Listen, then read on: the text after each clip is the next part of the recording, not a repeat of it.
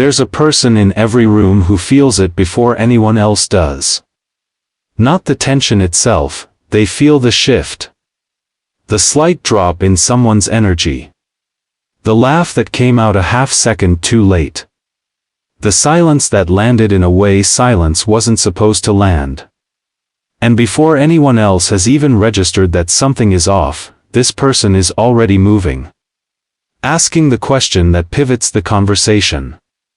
Making the joke that releases the pressure. Refilling someone's glass. Gently, almost invisibly, doing whatever it takes to make the air in the room breathable again. From the outside, this looks like social intelligence, maybe even like kindness. And sometimes it is. But sometimes, and this is the part worth sitting with, it's something else entirely. Let's start with what's actually happening in the brain of someone who does this. Because it doesn't begin in adulthood. And it doesn't begin with other people, it begins much earlier, and it begins at home. Psychologists who study family systems have long documented a pattern in children who grow up in emotionally unpredictable environments, homes where the mood of one or both parents was the defining weather system of the household. Not necessarily abusive homes. Sometimes just volatile ones. Or quietly tense ones, or homes where one person's bad day had a way of spreading through every room like something in the air that everyone breathed but nobody named. Children in these environments learn something very fast. They learn to read the room because reading the room was functionally a survival skill. If you could detect the shift early enough, catch the irritation before it became directed at you, the tension before it became an argument, you could do something about it. You could intervene. You could fix it. And here's what that does to a nervous system over time. It trains it to treat other people's emotional states as problems that require your immediate management. Not consciously, not as a deliberate decision, just as the background hum of how you move through any space that contains other people. You stop being a participant in the room. You become its monitor. The clinical term for this is hypervigilance to social cues.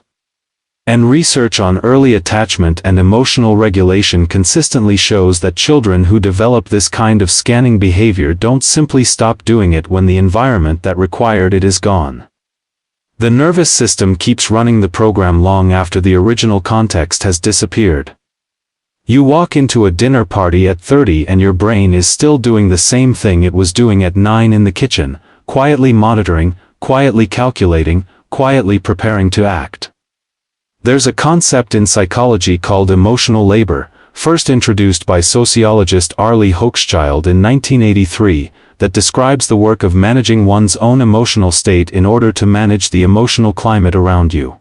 Hochschild originally applied it to professional settings, to flight attendants trained to stay warm and composed regardless of what passengers said or did.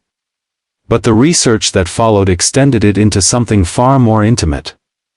The person who always fixes the mood in the room is doing emotional labor constantly, voluntarily. For free. Often without anyone noticing, including themselves. And this is where it starts to get a little uncomfortable. Because here's the honest question underneath all of it. Why does the mood in the room feel like your responsibility in the first place, not theoretically, personally? Why does a drop in the emotional temperature of a dinner table register to you not as someone else's experience to move through, but as yours to solve? Why can't you sit inside a quiet awkwardness and let it be someone else's moment to step into? For a lot of people who do this, the real answer, when you actually press on it, is anxiety. Not concern for the people around them, though that's genuinely part of it. But anxiety. The discomfort of other people's discomfort is genuinely unbearable to them. An unresolved tension isn't just uncomfortable, it feels urgent. It pulls at them. It won't release them until it's handled. Psychologists call this emotional contagion, the phenomenon by which we unconsciously absorb and mirror the emotional states of the people around us. Some people are simply more porous to it than others. Their nervous system picks up the signal and responds to it almost automatically, the way a tuning fork vibrates in response to a matching frequency. They feel what the room feels, and so managing the room becomes, in a very literal sense, managing themselves, but there's something else worth naming here. Something that can be harder to look at directly. Some people who fix the mood in every room, who are warm and funny and endlessly attuned, have quietly learned that being needed in this particular way is how they earn their place. The approval is in the relief they provide. The visible release of tension when they ask the right question. The smile that lands after the joke. The room feels better, and for a moment, so do they. Which means what looks like generosity is sometimes, underneath it, something closer to fear. Fear that if the mood drops and you don't fix it, you become associated with it. Fear that if you stop being useful in this specific way, people will stop wanting you in the room. Fear that just being present, without performing, without managing, without quietly taking responsibility for everyone else's emotional experience, isn't quite enough. The tell is this.